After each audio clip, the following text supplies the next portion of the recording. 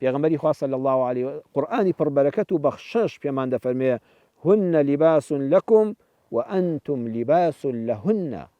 ئەی پیاوان، ئەی ئەهلی ئیمان، پیاوانی دیندار و ئەهلی مزگەوت، ئەو کەسێکی گوێبیستی پرۆگرامی کلیلی لەم بەرنامەیەدا بزانە خۆی پەروەردگار سوبحانه وتعالى فەرموویەتی ئەی پیاو تۆ بۆ ژنەکەت جلوبەرجی، ئەی ژنان ئێوە جلوبەرگن بۆ پیاوەکانتان. پیاو و ژن جلوبەرگن بۆ یەکتر. جا جلوبەرگ بەڕێزان سێ سیفەتی هەیە. یەکەمیان ئەستیتر داد دەپۆشێ. ئینسان ئەو شوێنانەی کە شەرمگان و عەورەتن ئینسان لە ڕووی نایە بەبێ جلوبەرگ نیشانی هیچ کەسێک بدرێ، عنی بەبێ جلوبەرگ بڕۆیتە ناو خەڵکەوە. چۆن جلوبەرگ عەورەتت دادەپۆشێ، شەرمگات دادەپۆشێ، حیا و حرمەتت دادەپۆشێ، وەڵڵاهی هاوسەریش ئاوا سترت دەکا و حیا و حرمەتت دادەپۆشێ. چەند جار باسم کردووە دووسێ گەنج یان گەنجێک زگوردێک کوڕێک بچێت لە گەڕێکێکە خانوویەک بگرێت لەوە چێ خەڵک نێڵن لە شوقەیەکە ئەڵێن نا ئەمە شوێنی کەسی تەنیامان نییە، ئەمە شوێنی خێزانە. بەخوا لەوە چێ ئەو کوڕی یوسف ئاسابی لە پاکی داوێنیدا، لە باخلاقیدا، لە چاوپاکیدا، لە ئەمانەت پارێزیدا یوسف ئاسا ژیان بەرێتە سەر. بەڵام خەڵک متمانەی پێ نییە، ئەڵێت چونکە زگوردیەکە کە با نایەتە ناو عایلەمانەوە، نایەتە ئەم شوقەیەوە، نایەتە ئەم گەڕەکەوە، خانووی مەدەنێ بکرێ.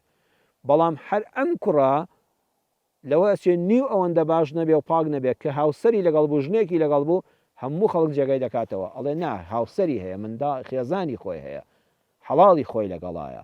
کەواتە جلوبەرێک یەکەم سترت دەکات، شەرمگات دادەپۆشێ. ژن و مێردیش دەبێت ئاوا حیا و حرمەتی یەکتر داپۆشن. دووەمیان ئەلحیمایە، جلوبەرێک لە سەرما و گەرما دەتپارێزێ.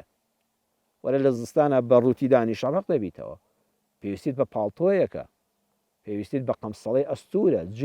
ژنیش ئاوا حیمایەت دەکا، ئاوا دەتپارێزێ لە سەرما و گەرمای ژیاندا. هاوسەر زۆر پشتیوانە بەخوا، بڕواتان هەبێت لە ئەو پەڕی تنگانی ژیاندا بەس هاوسەرەکەی خۆت پشتیوانت بێ، منەتت بە هیچ کەسێکی تر نییە. لە تنگانەی ژیاندا، لە سەرما و گەرمای ژیاندا زۆر خۆشە ژن و مێرد پشتیوانی یەکتر بن، یەکتری گەرم کەنەوە، نەهێڵن سەرما بیان بە. سێمیان جلوبەرگ یەکێ لە سیفاتەکانی ئەوەیە ئەلجەمال، جوانی دەداتێ. هەر ئەو مرۆڤەیە بەجلێکی شڕۆڵەوە بەڕێگادا بڕوە خەڵک هەر ئێعتیباری پێ ناکە، کەچی هەر ئەو مرۆڤەیە بە جلوبەرگێکی پاک و خاوێن و پوخت و تەرتیبەوە بۆن خۆشەوە بڕوا لە مەجلیسێکە خەڵک دەبەری هەڵدەستێ. جلوبەرگ واقعاً وایە جوانی دەدا بە مرۆڤ، جلوبەرگ جوانی دەبەخشێ بە مرۆڤ. وەڵاهی ژن و مێردیش یەکتری جوان دەکەن.